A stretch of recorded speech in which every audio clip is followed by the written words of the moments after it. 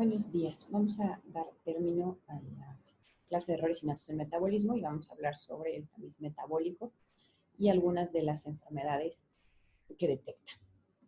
Como les había mencionado en la clase anterior, la detección oportuna y el tratamiento adecuado de manera temprana va a mejorar el pronóstico de nuestros pacientes con algún error innato del metabolismo. También puede retrasar su evolución, las complicaciones y las secuelas. Hasta ahorita ningún tratamiento es curativo, pero pues sí podemos ofrecer mejores opciones a nuestros pacientes.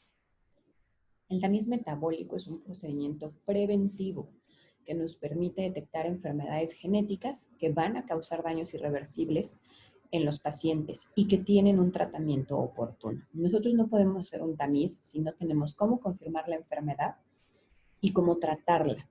Y obviamente tiene que ser una enfermedad relativamente frecuente y que tenga repercusiones importantes en la vida del paciente.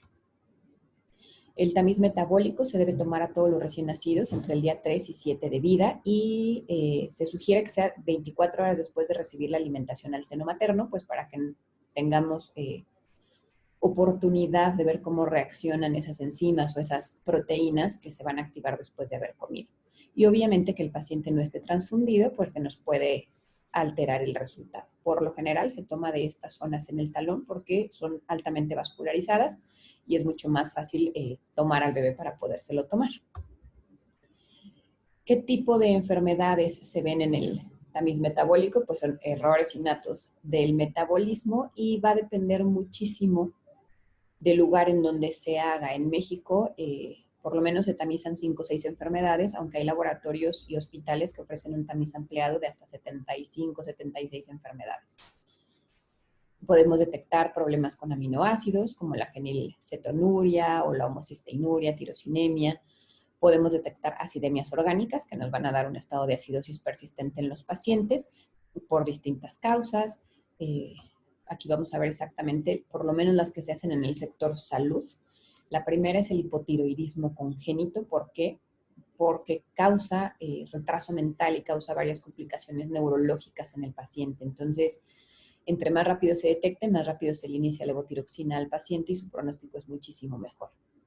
La hiperplasia suprarrenal congénita, que ya vimos en las enfermedades recesivas y en los trastornos de la diferenciación sexual, se mide 17-hidroxiprogesterona y si sale alterado nos permite el tratamiento oportuno.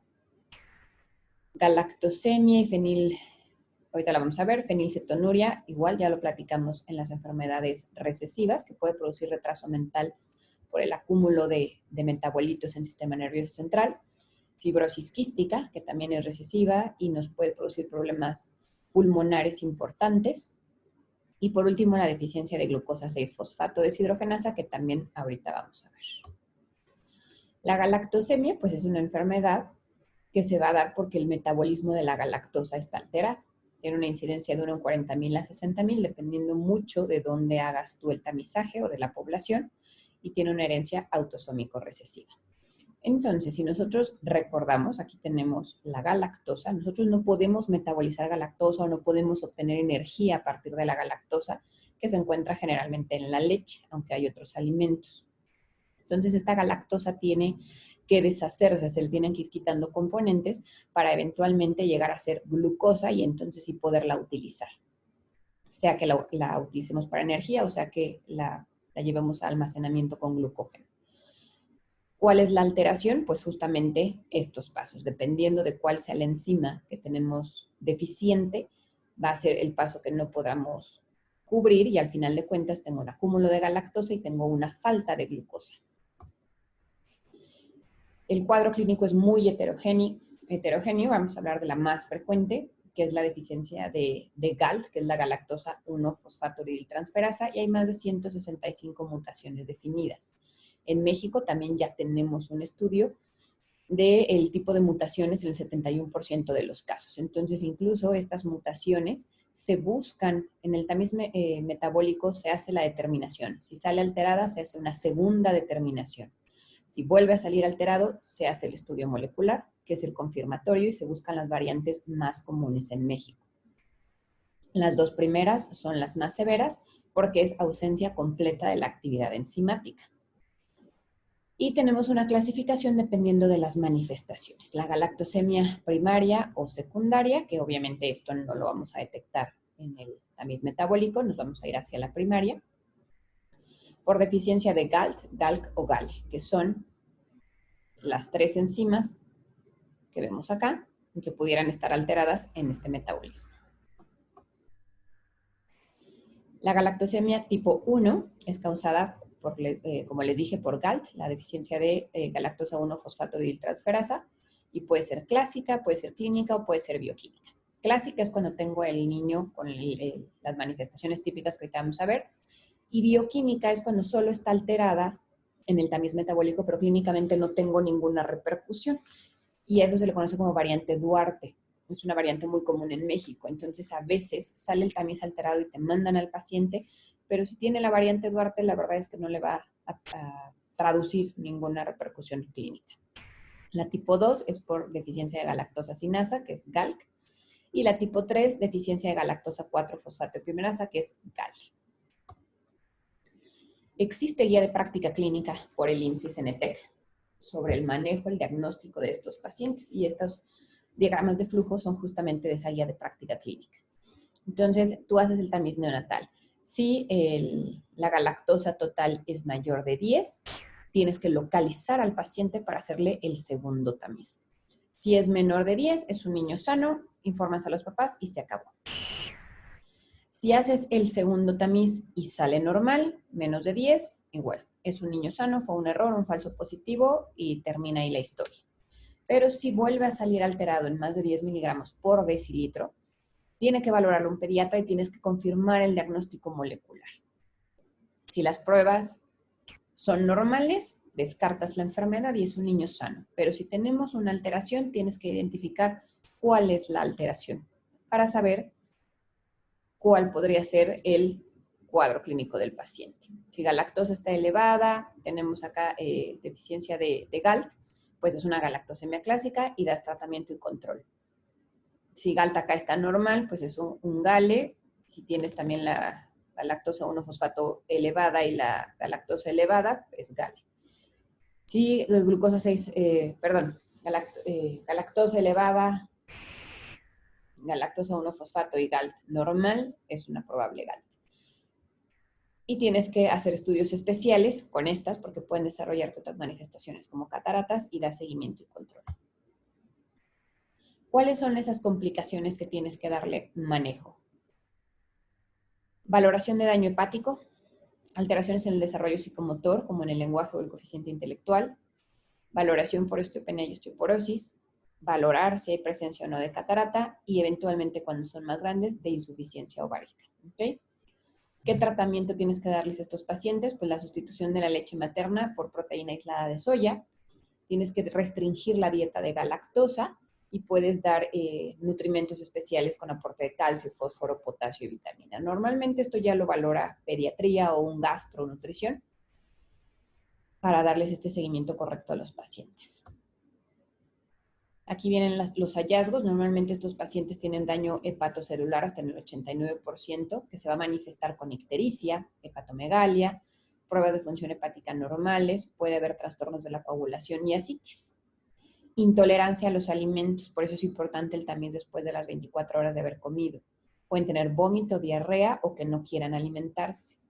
Más adelante, retraso en el desarrollo, pueden tener letargo, incluso crisis convulsivas, aunque no es tan frecuente. Y la otra manifestación que sí llega a ser relativamente frecuente es la presencia de septicemia por este tipo de bacterias. Estos datos son en la galactosemia clásica. Si se fijan, aquí no estamos hablando de cataratas, que normalmente son en las tipo 2 o en las tipo 3.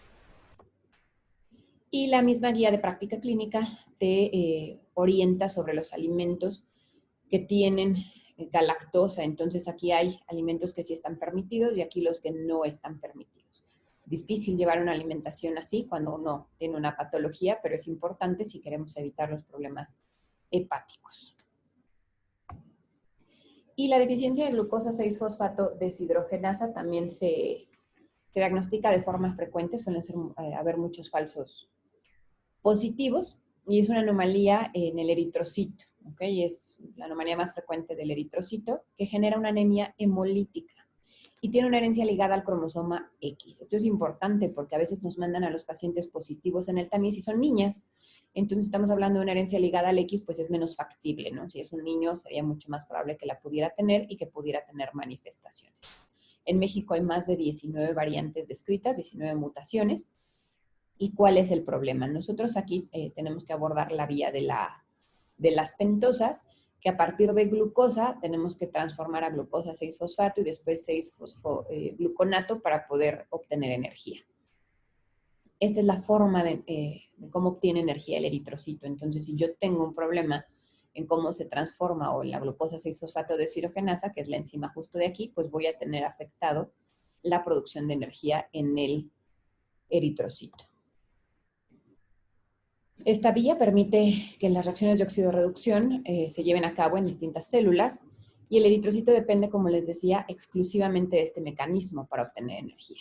Entonces, si yo no tengo la enzima, cuando el eritrocito está en contacto con oxidantes, el hematíe no puede revertir esta reacción y entonces tiene que llegar a una hemólisis porque no tiene manera de seguir funcionando.